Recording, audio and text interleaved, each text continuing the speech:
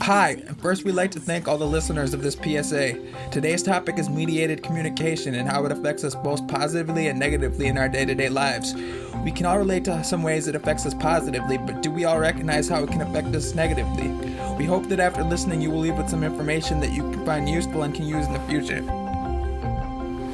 Does anyone have Facebook? Facebook can play a big part when it comes into long-distance relationships. One positive thing about having a social media website is the ability to have quick access to communication, and we all know that time is valuably thin. Being able to text or send emails to someone through a different text apps is convenient to start a conversation with someone. A lot can be discovered through quick text, with little time is needed to give a response.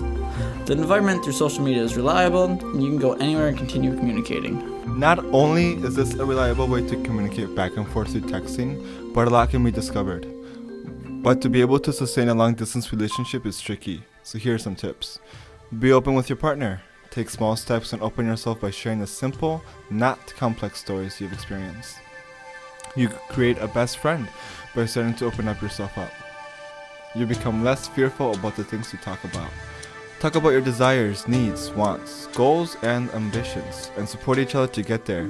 It takes your mind off thinking about the distance, which will build a healthier relationship for both of you. Give compliments to each other is also a great way to keep a relationship fresh. It also creates a closeness to the communication, more intimately. You begin to care about each other, which keeps both people strong. And one last awesome thing about it, you get to travel. And who doesn't like travel? Just like there's a good thing to everything, there's also a bad side to it. Cyberbullying is not only a form of harassment, but it can go as far as taking someone's life. Cyberbullying can be very hard to avoid, but it can be done. It can come at any time, any place, and anyone can start something. Instead of building a relationship that is long distance, it can very well destroy a relationship. Not being able to be next to your partner during a situation like cyberbullying can cause the partner to go into abusing alcohol and drugs, falling behind in school, low self-esteem, and more health problems. While social media is great for sharing information with anyone, the one thing that it lacks is privacy. That's where texting comes in handy. I'm sure that everyone at one point or another has used texting to share information that we might not say in a public place where others might hear you. It's a really great way to keep in contact with your family and friends when they are either miles away or around the world. Also, text messaging is an easy way to communicate with not just one person but with multiple people at once.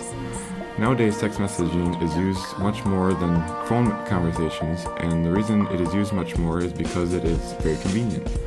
The best advantage is that you can send a text at any time, anywhere.